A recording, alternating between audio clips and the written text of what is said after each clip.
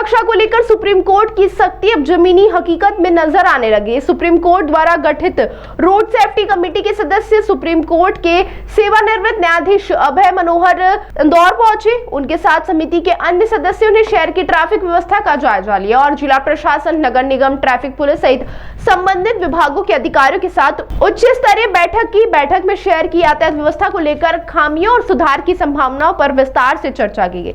समिति ने दुर्घटना संभावित स्थलों, सिग्नल व्यवस्था, सड़क डिजाइन और अव्यवस्थित ट्रैफिक बिंदुओं को लेकर अधिकारियों से रिपोर्ट तलब की। अभय मनोहर द्वारा ब्लैक स्पॉट का निरीक्षण भी किया गया। बताया जा रहा है कि समिति जल्द ही शहर के कुछ प्रमुख मार्गों का निरीक्षण भी करेगी।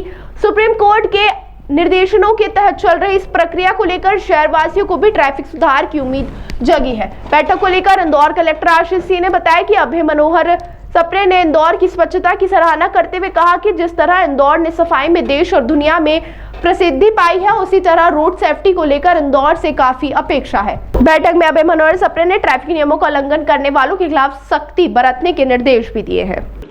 देखिए, वर्तमान में जो मोटर व्हीकल एक्ट है और उसके जो प्रावधान हैं वो उनका ही पालन स्टेट में होता है, लेकिन कुछ जगहों पर विशेष नियम और एक्ट लाकर स्टेट गवर्नमेंट्स के द्वारा इस संबंध में कार्रवाइयाँ की गई हैं और निश्चित रूप से जो रोड सेफ्टी की हमारी कमेटी की मीटिंग है स्टेट लेवल पे भी होनी है, तो वहाँ पर ये विषय जो है उठाया जाएगा। उसके बाद अगर स्टेट लेवल से कोई इस तरीके का निर्णय होता है तो उसका पालन कराया जाएगा। सर, क्या कुछ मुख्य बिंदु रहे हैं, मतलब वो देखिए, आज एक बहुत महत्वपूर्ण बैठक जो सुप्रीम कोर्ट की कमेटी ऑन रोड सेफ्टी है उसमें ऑनरेबल सप्रे सर के द्वारा वो मीटिंग ली गई है और उनके द्वारा रोड सेफ्टी से संबंधित जो सिनेरियो है इंदौर का, जो चीज़ें की जा रही हैं और उनको लेके समीक्षा की गई है।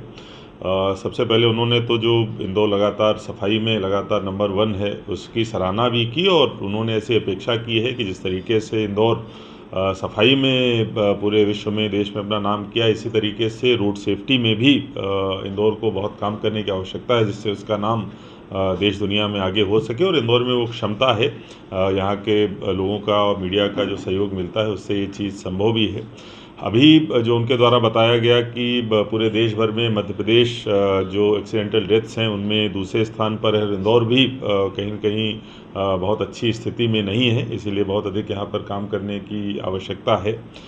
सबसे पहले तो जो सेफ्टी के जितने भी नॉर्म्स हैं, ख़ास तौर पर जो हेलमेट का लगाया जाना है, सीट बेल्ट का लगाया जाना है, इसको लेके बहुत सघन अभियान चलाने की आवश्यकता है। ये उनके द्वारा हमको निर्देश प्रदान किए गए हैं और उनका कहना है कि अगले 3 से 6 महीने के अंदर हम लोगों को इस संबंध में विजिबल चेंजेस देखने को मिले, ऐसे उनके द्वारा निर्देश हमको प्रदान किए गए हैं और जो भी कार्रवाइयाँ इस संबंध में की जानी है वो हमारे स्तर पर जो संभव है उनको करना है।